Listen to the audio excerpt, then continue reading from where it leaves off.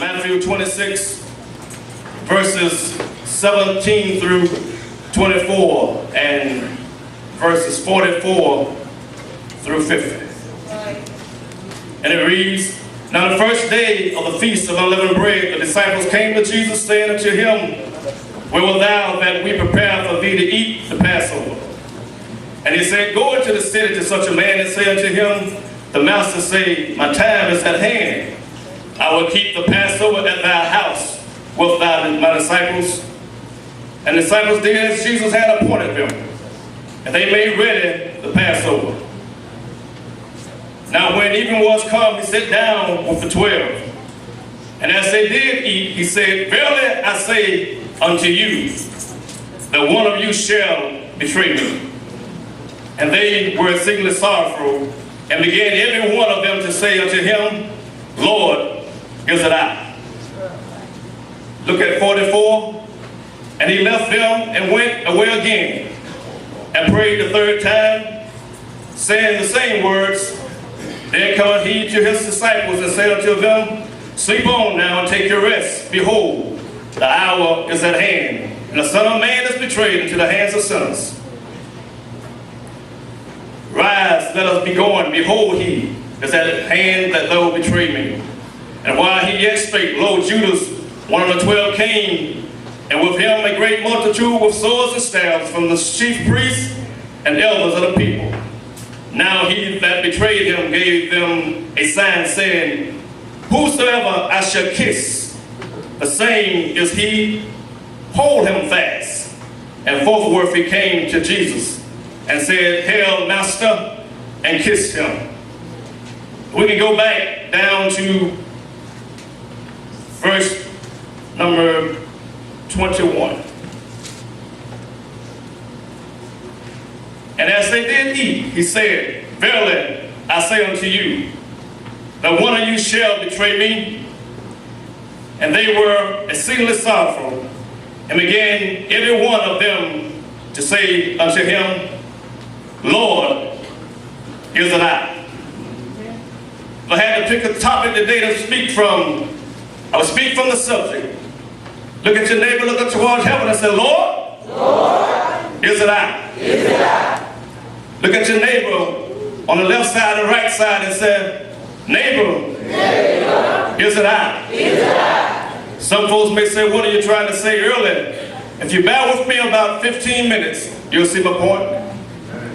As we pause today and look at our lives, we should ask ourselves this question. Are we really who we say we are?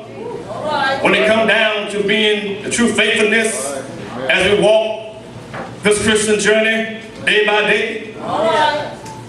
Do we really mean it when we say to our brother or our sister that no matter what happens, I'll be there for you till the end? Let me just pause and stop right there. Ask yourself a question. How many times you had somebody tell you, no matter what may come my way, no matter what you go through, I'll be there with you until the end. And then you find out when trouble comes, you can't find nobody. Nobody but the man they call Dr. Jesus. I'll be with you till the end. And when, are we really dedicated to ask? Are we really dedicated to the task at hand that it put before us when it comes down to a group effort? And when it will take every one of us to hold up to our end of the bargain to complete the assignment? How many of y'all can remember when you was given a task to do? But there'll be somebody slipping out the back door saying, you go ahead and do it. You go ahead, I'm going to take me a break. When it ain't even time to take a break. Have you ever experienced anything like that in your life? If you have, just say, thank you, Jesus. So thank you for straightening me out. Do we understand that our word should mean something in the year of 2012? Instead of just making noise. I've been guilty of that myself. Time after time, you look back over 50 years, you have said some things. We fell short to holding up to our end of the bargain. We fell short from holding up to our end the way things should be, the way things should have turned out. One thing I found out over my 50 years of living, some people would say one thing, and turn around and do something totally different when you try to make you feel just like you just misunderstood them. Now I know somebody can feel me on that one. Can you feel me this afternoon? Can you feel it on this evening? How many times have people came to you and done some things and told you, I'll be there for you, trust me. And then they come back and when you call them on you say, you just misunderstood what I was saying. I didn't mean to really mean to say it that way. You putting your own 2 cents in it now. Well, before I go any further, I want everybody here today to look up towards heaven and ask the question, say, Lord, I can't hear it. Can I get some help here? Say, Lord, is it I? Now, have you ever experienced that in your life when people start tap dancing around everything when they realize that you have simply caught them in what American citizens say, just a plain lie. And then they want to get mad at you and for calling them on it.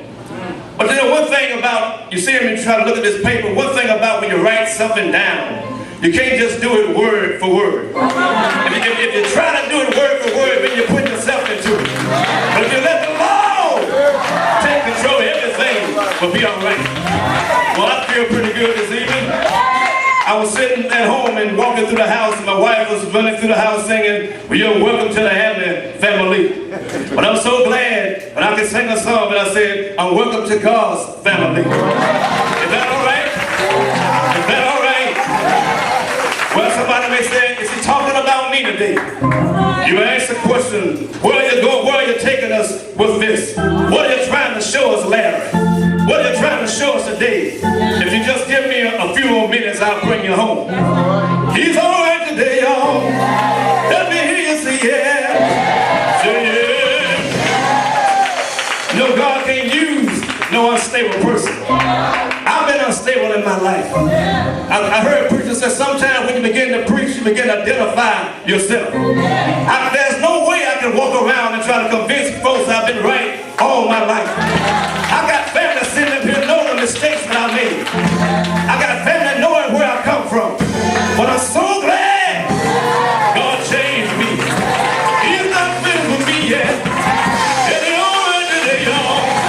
Let me move on right here. So one thing about the Lord, baby, God expects for you to be different. He don't expect for us to be the same thing when he puts you in a leadership position. You should walk different. You should talk different. You should act different. You should sing different.